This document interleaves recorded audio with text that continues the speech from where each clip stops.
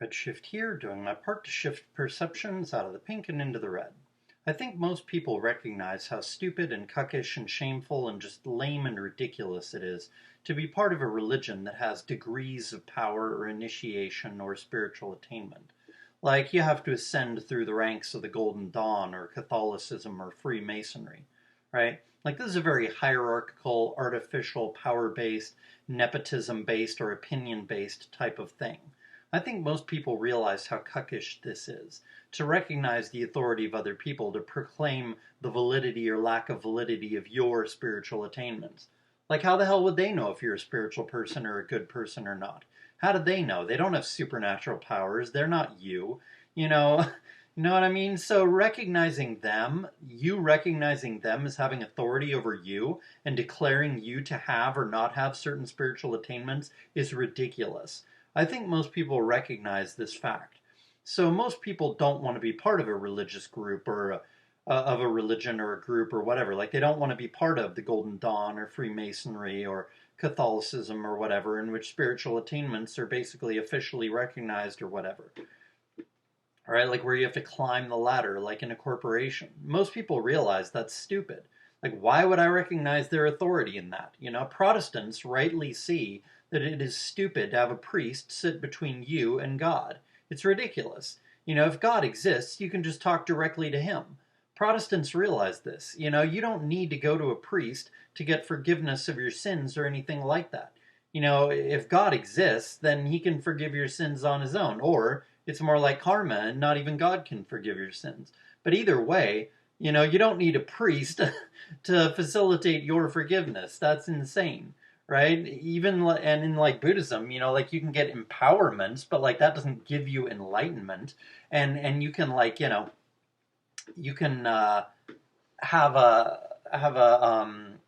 master in Zen, like a Rinzai Zen, who can like, you know, recognize your attainment of enlightenment, but you know, it's more like it's up to you to attain it yourself, and it's not like you're like, I mean, in a sense, yeah, that is kind of the same thing in Rinzai, right? Like they say, oh yeah, you've got it or you don't or whatever, you know. But like, it's a little more creative than that, and it's a little more individualistic and stuff like that. But you know, so it's not quite like you know they elevate you officially to this status or whatever, and then it's like you know even if you don't have that attainment, you're recognized as having that attainment. It's and it's not like there's official power positions really in Rinzai Zen. So even then, it's not quite the same. But like a lot of people, most people have a problem with that, right? Because it makes no sense, right? And even in Buddhism, it's like you know why would you look to this master for his you know declaring you to have or not have a certain attainment when you could just you know follow the precepts, follow the you know the levels of concentration, the jhanas or the dhyanas, and then attain enlightenment that way. It's like there's no need to have a master, you know, proclaim you to have a certain level of enlightenment or something, right? Like whether you're talking about Christianity or you're talking about Western occultism or you're talking about Buddhism, whatever, it doesn't. It's the same principle. You don't need that shit, right? It's just totally unnecessary. You know, and right now it's obvious to Protestants that like you don't need a priest to get forgiveness of sins, right? But before Protestants split from Catholicism, it wasn't obvious at all. Most Christians did believe in that stupid, stupid idea that you need a priest as a go-between so that you could talk to God or get God's forgiveness or whatever, right? But then, like, one man decided, no, you know, like, I'm going to, like, you know, object to these things about the Catholic Church. I don't know much about Catholicism. I think it was Martin Luther, not Martin Luther King Jr., but Martin Luther, like the guy who split and based from Catholicism and basically like I don't even know if he was trying to split from it, but he had these problems with it or whatever, right? So then he from what I understand, I think he's the guy who like tacked that little thing on the door or whatever with all the things that he had, like the things that he thought were wrong about Catholicism or whatever, right? And then that led to the creation of Protestantism, and then Protestantism, you know, broke into a bunch of sects as well, you know, Baptists and Lutherans and Methodists and all the rest of them, right? But like until then, until he had the common sense to see that this is stupid, and he, you know, like broke away from Catholicism, you know, until he did that, like everybody believed Catholicism. They all thought it made sense or whatever, that you needed a priest get God's forgiveness. But then, one person broke away, and then a ton of people started seeing, no, this is stupid. We don't need to do this, right? Like, so now Protestants see how stupid it is, but they didn't before. Well, same thing with government. Most people hold the foolish belief that government is necessary, but because no one's ever created an anarcho-capitalist country before. But once people start saying, no, this is bullshit, anarcho-capitalism is valid, like, self-determination is not getting together with a bunch of people who believe the same thing as you do and then breaking off, but then forming a new government that has the power to force things on you against your will. That's not self-determination. Self-determination only exists on the level of the individual. You see, otherwise it's just a group getting together and using its, group brute power to, force things on the rest of the people in the country.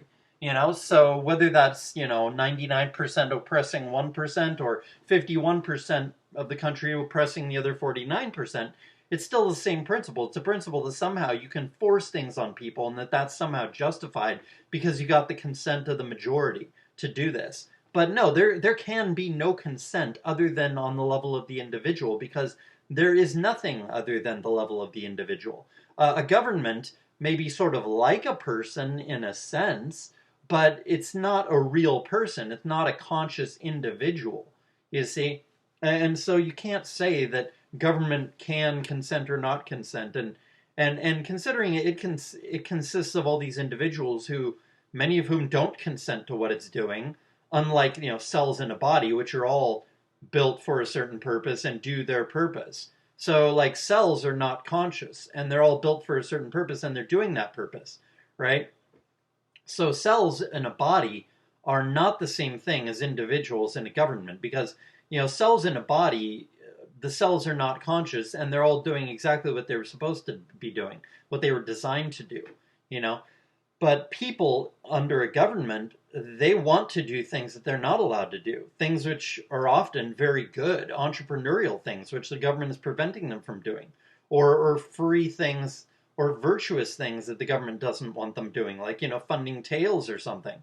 The government could easily make it, illegal to fund things like tails and Tor in the future, right? And does that mean they shouldn't be doing that? No, they should be doing that. So it's not like, the cells in a body analogy. Plus, like, we, the body, are conscious. Like, an individual is conscious, even though he's made up of a bunch of cells. But, like, a government is made up of a bunch of conscious things, unlike cells. But still, even though it's made up of a bunch of conscious things, it itself is not conscious. You see, so there is no validity, there is no self-determination other than on the level of the individual. So therefore, anything that forces anything on anybody else is unjust. And so this is really the way it is. So, once people break off and do the anarcho-capitalism for the first time, and once it works, and once people realize, yes, this is freedom, this works, we didn't need government after all, then people will realize, holy shit, you really don't need government, and then it'll become obvious. But until it works, until it's done, until some brave people have the guts to do it and endure all the hardships that will go along with it in the beginning while it's being oppressed by all the other countries of the world, like, you might need to do the anarcho-capitalism thing for, 50 or 100 years before it finally gains enough power and independence and stuff and prosperity to where it can be immune from the financial, technological, and war predations of other governments, right? So until an ANCAP country is created and becomes sustainable and able to protect itself and able to, do everything itself, it has all its own infrastructure for, purifying water, all its own sewer systems, all its own cell towers, etc., all its own satellites. Until an ANCAP country has that kind of stuff, people are not going to probably necessarily believe in it. But once it is created by those brave people who start it, and then they suffer all the hardships that will go along with creating it and making it sustainable until it finally is sustainable, then when it finally is, totally independent, totally free, and totally prosperous and everything, then people realize, oh, holy shit, this actually works, like, we don't actually need government, right? Just like the Protestants now see how stupid it is to need a priest for forgiveness of sins, people in the future will see how stupid it is to have government, and then everybody else will try to overthrow their governments and stuff, right? But until then, people are so foolish that they actually believe the government is necessary, right? But once we break off and rid ourselves of government, we'll see that we really don't need government at all. They'll be surprised. They'll be like, "What do you know? You don't need government after all." It'll be like the Protestants. After they broke away because they had faith in the idea that they did not need a priest. It then became obvious to them that they did not need a priest, and then all their descendants, it was obvious to them that you don't need a priest for forgiveness of sins either, right? Like, same with anarcho-capitalism. After we walk away from government in huge numbers, those ANCAP countries will become way more prosperous and will have way quicker speed of technological development, and then it will become obvious the government is not only unnecessary, but the government is also actually a bad thing. It's not just unnecessary, it's bad and unnecessary. And not just bad in terms of like bad effects, like slow technological development and poverty, but bad in terms of like, government is evil. Everyone will realize the government is not only unnecessary, but bad and evil. It holds back progress, it wages war, it enslaves people, it wastes money, etc., etc. Non-religious people recognize the power structures, power hierarchies are corrupt. The people at the top are corrupted by the power that they get when they're at the top. Or they only seek power because they're already corrupt before they even get into office. They're corrupt assholes, sophisticated and charming though they may be. Same with government. The positions of government get occupied by evil people, and then those evil people don't want good people under them, pushing back against them, whistleblowing on them, etc. So then these evil people also hire evil people under them, and then the whole organization becomes utterly corrupt. And that's basically where we are in government today. Almost everybody in government is corrupt. Otherwise, we'd have massive whistleblowing. And doesn't government thereby attain a veneer of legitimacy when it's so corrupt, so full of corrupt people, and the system is so enslaving, what with women working so that men are too afraid to lose their job because of whistleblowing, so that no one whistleblows against corporations or against government, and the government is so tyrannical and scary that even though people would like to whistleblow, they're scared of whistleblowing because they don't want to be crucified, like Snowden or Binney or Drake, right? Not Drake the singer, but Tom Drake, the NSA whistleblower.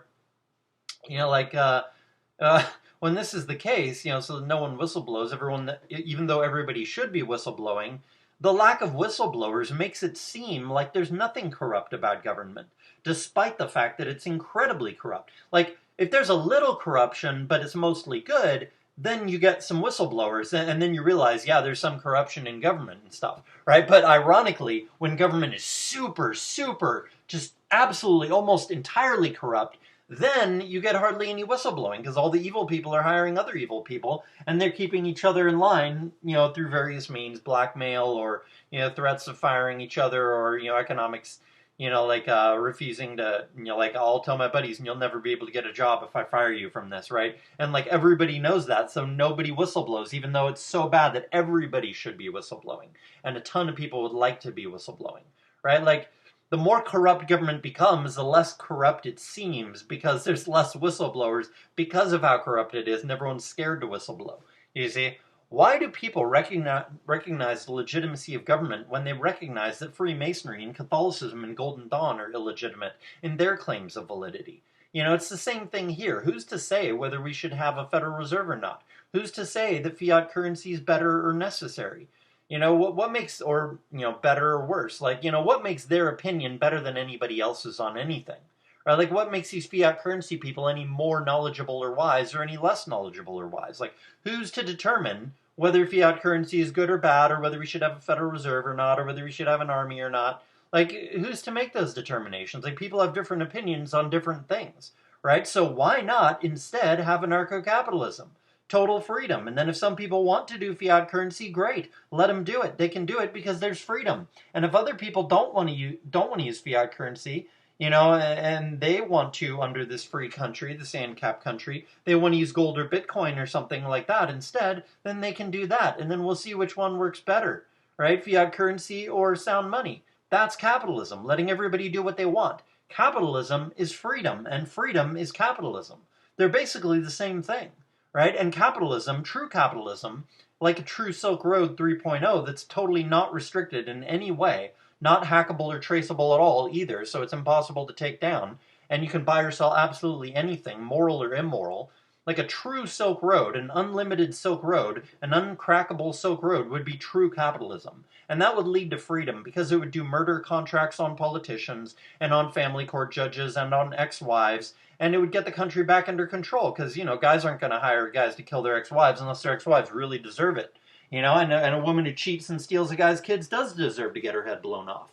Just like a family court judge that automatically awards custody more than 50% to women for no reason other than that they're women, depriving men of their children, those family court judges should be killed, And so it's a situation where, the murder contracts on the politicians and the family court judges and the ex-wives would get the country back under control. And then we would have freedom again. No more government tyranny. So, freedom is capitalism. And capitalism is freedom. Either you believe in absolute unhindered capitalism, in which case you really do believe in unhindered freedom, because that's the corollary, or you believe in absolute freedom, in which case you do believe in absolute capitalism, unhindered capitalism, because under absolute freedom, there's unhindered capitalism. True price discovery for absolutely everything. And under true capitalism, there's absolute freedom. Because, you can't have true capitalism without absolute freedom. Without the freedom to buy and sell whatever you want, you can't have true capitalism. And without so basically absolute freedom and absolute capitalism are the same exact thing, basically. Freedom and capitalism destroy government. So why do people recognize the authority of government when government is making arbitrary, ridiculous, corrupt decisions like saying we need fiat currency and preemptive war, etc.? This is arbitrary, ridiculous, tyrannical bullshit. If you want to do it, then don't force it on anybody. If it's really better, you should be able to compete on a level playing field with your fiat currency, and lots of people will use it because you're using that power wisely, and you're benefiting all the people who use your fiat currency, right? Like, the idea is that, the government and the smart people, they know better how to use the money, and this is for the benefit of the country, right? So we should have forcible taxation, and we should have, which is what fiat currency is, because, inflation is just a hidden tax. So, forcible taxation and fiat currency are the same exact thing, right, basically. Although not all forcible taxation is inflation, but all inflation is forcible taxation. You see, so, if our leaders were actually really, really virtuous and wise, then yeah, they could steal our money through money printing and then use that stolen purchasing power by printing up money, by counterfeiting, because of it being fiat currency. They could use that power very, very wisely and then do technological advancements and other different things that would actually end up making all the people richer. That would actually benefit all the people tremendously, right? Much more than it would if you left those dollars in the hands of the people. But you would have to be a really, really virtuous and really, really wise leader to be able to do that. And that is not government, and that is not 99.99999% of kings that have ever existed. Even the really good kings like Hitler were not perfect, or Ashoka, even the really, really good kings in history were not that great. I mean, they were good, but not anywhere near good enough to be able to use the power of fiat currency wiser than the free market could use it by leaving those dollars in the hands of the people. So basically, it's never the case that fiat currency is good because that power is never used more wisely by the leaders than it would be used by the people. Although theoretically, it probably could be used more wisely by the leaders if the leaders were super, super wise and super, super virtuous. But they're not. They never are and they never will be, right? And so fiat currency is always a bad idea. But hey, if people under anarcho-capitalism want to use fiat currency, if some of them do, they can form a little, government and voluntarily give taxes to that government. It doesn't have to be forcible taxation, and they can do a fiat currency if they want to, too. You just don't force it on anybody else, just those who want to use that fiat currency use it, and those who don't want to don't use it. You see? So, theoretically, you could, do a fiat currency, and if you were super virtuous and super wise, then you could be, competitive with sound money because you're benefiting all the people that use your fiat currency because you're using it super wisely. That stolen purchasing power that you're stealing by printing the money. You see? So then you'd be able to, this fiat currency would be able to compete with anarcho-capitalism and sound money. But if it's not better, then that's why it has to use force to force everybody to comply. That's why taxation is not voluntary. That's why the government uses a fiat currency system, not because it's better, but not because they're wise or virtuous in order to use it wisely, but because, they don't want everybody to have the chance to use other monies, because then people would choose to use sound money, because our leaders are not virtuous and are not wise, and they waste the money and they use it on horrible things like welfare and war. And so then you get a situation where, nobody would choose to use the fiat currency. That's why they force us to use it. Because if we had a choice, we would never use it. You see, so the very fact that they have to force us to use their fiat currency means that it's not better. And that they're trying to kill the opposition because they can't compete. Because without using force to force us to use their fiat currency, we would not use it because it's not better. People need to realize that recognizing the authority of government is just as cuckish and stupid and ridiculous as accepting the opinions by the head of the Golden Dawn on what your spiritual attainments are. Accepting his determination on that is accepting his authority over you, and that he would even be able to know something like that. You're also saying that he would be able to know something like that, which is obviously ridiculous. Of course he wouldn't know your level of spiritual attainment. How could he know the purity of your heart and mind? The very idea is ridiculous. It's just as ridiculous to accept government's authority over you and accept that government can know what is best. It's just as ridiculous. So it's really kind of astonishing that people view the OTO and the Golden Dawn and the Freemasons and Catholicism as ridiculous, but they don't view government as ridiculous. Now, some people will say that it's because government deals with the real world. You can't say for sure whether this person has spiritual attainment, but you can say whether the army is strong or whatever. But no, you can judge someone's spiritual attainment to a degree. You can, not with 100% accuracy, but maybe 50 to 80% accuracy, you can judge someone's spiritual attainment by, noticing how perceptive they are, noticing how moral they are, etc. You can observe someone's behavior and their words and make a rough estimate on whether they're a good person or not, especially if you spend a lot of time with them over a period of many years. But government, lies about things, it hides data, it hides its debt, it does all kinds of deceptive stuff, and you never know how much better things would be without government. You can't prove how much better things would be under anarcho-capitalism or libertarianism. I mean, it should be obvious, but you can't prove it. Just because society is, at least under anarcho-capitalism, I mean, I think under libertarianism you can prove that it would be better under that, because we used to have basically libertarianism. The government, was so tiny back in the day, in the beginning of America, even after it made the government stronger so that it wasn't the Articles of Confederation anymore. It was, whatever it was called that came after that was stronger. The thing that we have today, right? That was so tiny compared to what we have today, what it has evolved into. The government back then was so tiny, even after they made it stronger to where it was functional. That should be rightly called libertarianism, because that government was absolutely tiny. Just because society is, but like I was saying, you can't prove how much better things would be under ANCAP or libertarianism. Just because society is still around and humanity has not gone extinct yet, that does not mean the government is doing a good job. People are hardworking and are survivors, so no matter how much government fucks up on a regular basis, no matter how incompetent government is, you're still going to sort of have a functional society. At least a little bit, but that doesn't mean the government is doing anything good or necessary or justifiable or anything like that. So just because the government is dealing with more real-world things than spirituality is, that doesn't mean that the government is doing a good job. So it's ridiculous that people believe in government, especially considering there's no competition with government. Every little bit of land on the whole entire planet is ruled by one government or another. There's not a single piece of land that is not ruled by government. So where's the competition with government? Where's the competition? And if anyone tries to break away from government, the government starts a war and mass murders those peaceful people who want the right to live freely, not under the thumb of a tyrannical government. So when there is no competition with government, nothing to contrast government with, just various forms of corrupt governments, thieving government, violent governments, dishonest governments, that just means the government has a monopoly and there is zero free market in this area. And thus we have nothing to contrast government with, and thus most people foolishly believe in government because they're so lacking in virtue and so lacking in imagination and intelligence that they can't even imagine a piece of land where people work together because they're virtuous, and people use violence against evil and thus keep everyone else moral, and where people use violence against anybody else invading the country and everybody's armed to the teeth so no one can invade, and a country where people also... And in that country, people also work hard and don't get in each other's way, and everybody respects the freedom of everybody else to do whatever they want, as long as it doesn't harm anybody else. And they understand that, you compete through innovation instead of stealing or coercion or other negative things.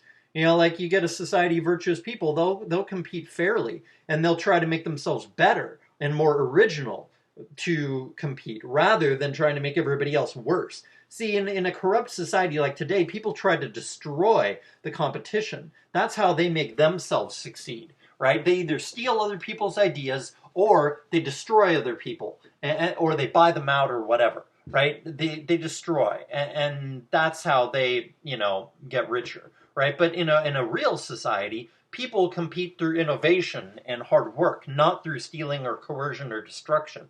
So they're trying to make themselves better instead of making the other person worse. It's the equivalent of training harder for a marathon or a race, however long it is, whether it's a mile or 10 miles or whatever.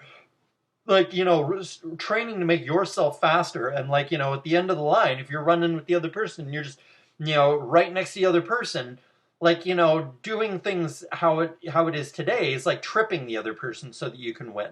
But doing things as it would be under ANCAP, where you only let virtuous people into the ANCAP country, doing things that way is like putting forth a little bit more effort to try to run a little bit faster than the other guy to win the race, right? Like, this incentivizes him to run a little bit faster too, and then everybody's trying to be their very, very best, and then you get everybody working as hard as possible, being as innovative as possible, etc. And then you get way more progress rather than trying to destroy the other person so that you can succeed, right? That doesn't make anything better, really, or at least not nearly as quickly as doing things the moral way. You see, like, people are so lacking in virtue and imagination, they can't even imagine a society like this. Even though this is actually how America used to be a mere, 80 to 150 years ago, it was like this.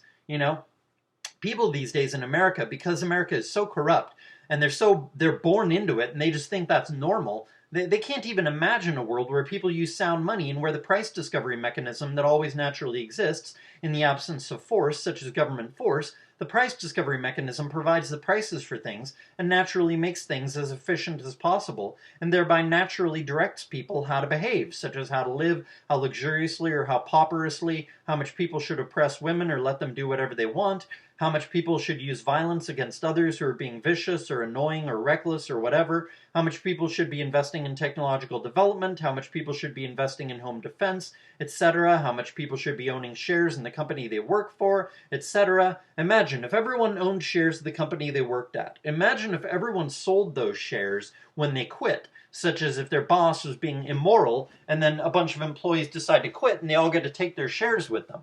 Imagine, that would make it so that the company would lose a lot of, its stock price would go down if it was, being evil, because a lot of its employees would quit and they'd take those shares with them, The company would have to treat its employees better in order to keep those employees from quitting, or else the stock price would go down. And if the stock price, were down, then why would people want to work there and own shares of that company? Unless, of course, the company's stock price had fallen below the price that it should be realistically at. But if a lot of people quit working at a company because of the way it treats its employees, then it would have trouble hiring new employees, because it's not just about stock price, it's also about morality and working conditions and respect and such. If a company has trouble keeping employees, then more people will avoid working for that company, and then the company will have a problem with both employing enough people and with keeping its stock price high enough. But even if you don't like this idea, it's still absolutely true, though people find it difficult to imagine, that most people want to live in peace.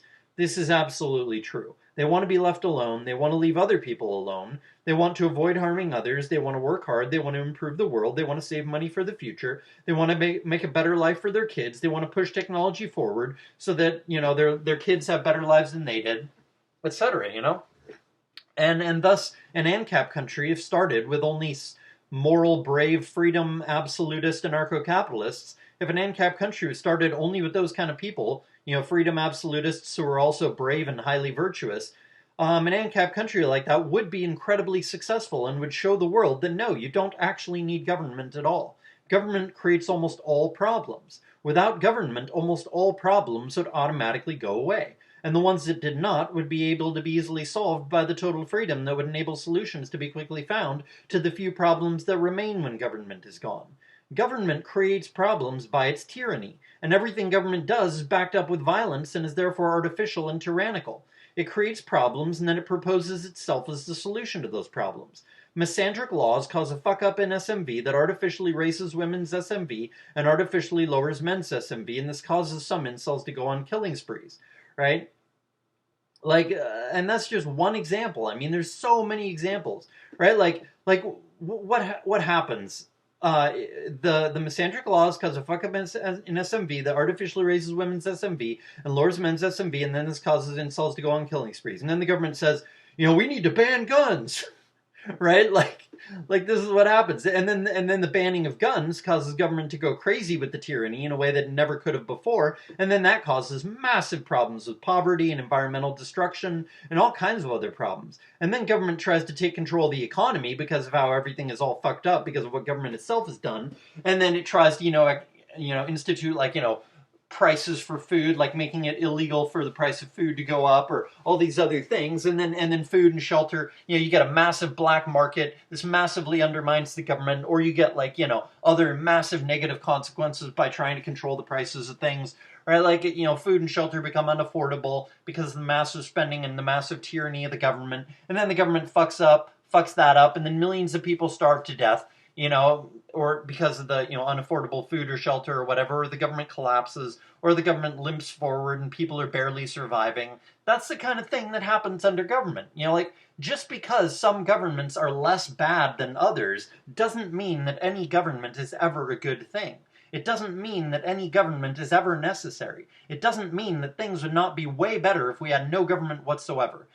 And if it were started by brave, moral anarcho-capitalists, then why would there be any problems, right? There would not be a murder problem or a rape problem or a theft problem, because remember, it was only virtuous people who started the ANCAP country. If there's only virtuous people in the ANCAP country, there would not be any moral problems. And any small problems that are debatably moral or immoral, it's up for debate whether that's actually a moral issue or not, those issues can be solved by just the people who agree with one way of doing things, living together, in one region, and all the people who don't believe that, they believe something else, they all live together in another region under ANCAP, so that the people don't have to deal with the other people who don't believe that the same things they do. They don't view things the same way, right?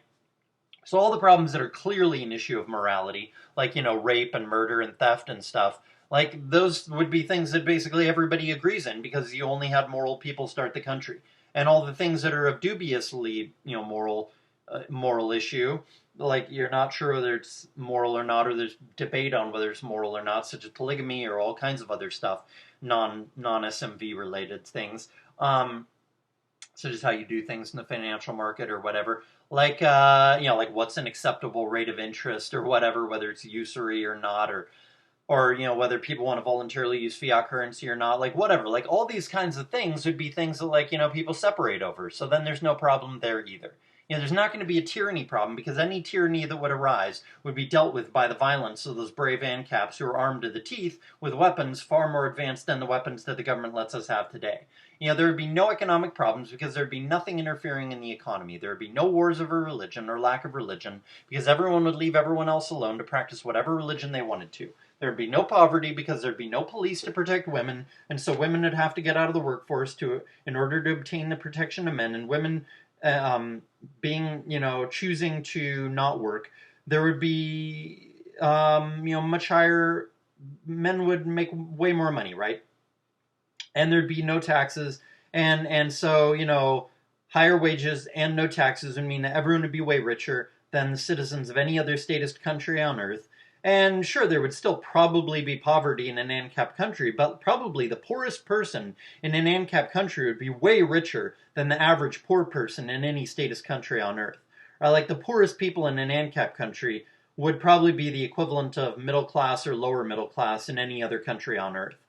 So even the very, very, very poorest in the ANCAP country would be way better off than if they lived in any other setup. So yes, there still will be rich, middle class, and poor in an ANCAP country, but a rising tide lifts all boats. So when there's no taxes, when only men are working, etc., then everybody in the whole ANCAP country is richer, including the very, very poor. So then everybody is happier, and because everybody's more prosperous, everybody has way more money to contribute to technological development, and then technology jumps forward much quicker as well. And you can build technology in a way that if other countries want to participate in that technology or use that technology, they have to do so on your terms. But your terms don't have to be tyrannical, like the petrodollar or something to where it's benefiting you and harming them. It can be just like your terms, meaning whatever those terms are, and you can set those terms as being fair terms, right? Like there's nothing inherently unfair about like incentivizing everybody in the world to start using the MGTOW mirror to put up videos on. Like the MGTOW mirror expands into a new YouTube that's totally uncensored, right? Then everybody in the whole entire world is putting all kinds of videos up on the MGTOW mirror that has become the new YouTube for the whole world.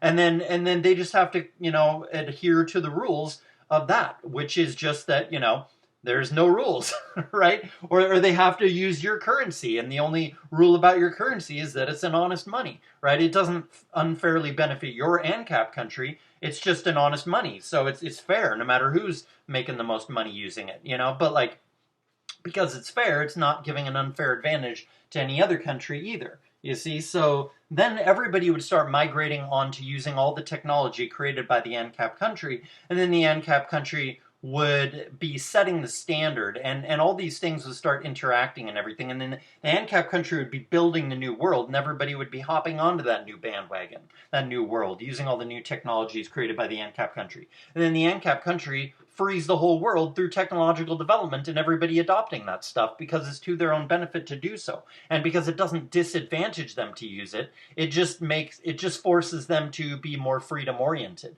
You see, like if the governments of the world are forced to let their people use all the stuff created by the ANCAP country, that's not going to be stuff that necessarily is built to or is used to turn against those countries' governments. Like if the governments are fucking up, then yeah, the people are naturally going to turn against the government. But if the governments are not fucking up very much, then maybe those things, like the YouTube and stuff, there's going to be little information on there about, the evil of the government of that country. So then the people are not going to think anything bad about their country, so they're not going to overthrow the government, right? So the government only has as much to fear from the people and from free speech and from sound money as it's being evil, right? Like if the government's not being evil, it has little to fear from its own citizens, especially with total free speech, and total use of sound money and all other kinds of freedom, right? Total anonymity, etc. But if the government is fucking up, is stealing from its people a ton and oppressing its people a ton, being violent, etc., then yeah, the government does have something to fear from the people, but that's the government's fault. That's not the fault of the technology that would expose that evil. You see, so like the ANCAP country, through building new technology that the whole world would adopt for its own good, but which would not necessarily inherently advantage the ANCAP country, the ANCAP country, just by building that stuff, would be making the world freer and freer and freer. And then the whole world would be getting more and more prosperous as well. And that makes everybody richer, including the people in other countries and the ANCAP country and the country that's getting richer. Like every country gets richer when everybody gets richer, right? It's not a case of like, a zero-sum game. People need to get this like zero-sum game attitude out of their head, because it's not a zero-sum game. A rising tide lifts all boats. So as technology, advances more, and then standard of living advances for everybody. And as everybody gets more free and more prosperous, everybody gets happier and healthier and all the rest of it. You see, people need to understand this, but they don't, and it's a problem.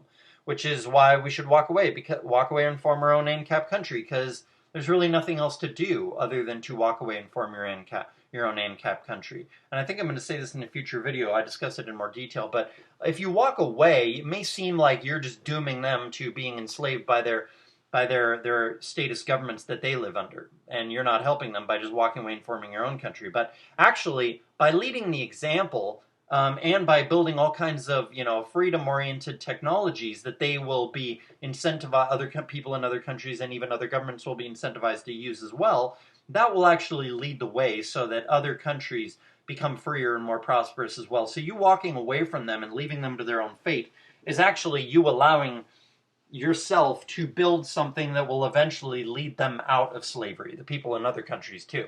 So actually, by walking away, it seems like you're dooming other people in other statist countries to, being enslaved, but actually you're leading the way out of slavery. You're just freeing yourselves first so that you'll eventually have the power and the influence to free them too, or allow them to free themselves.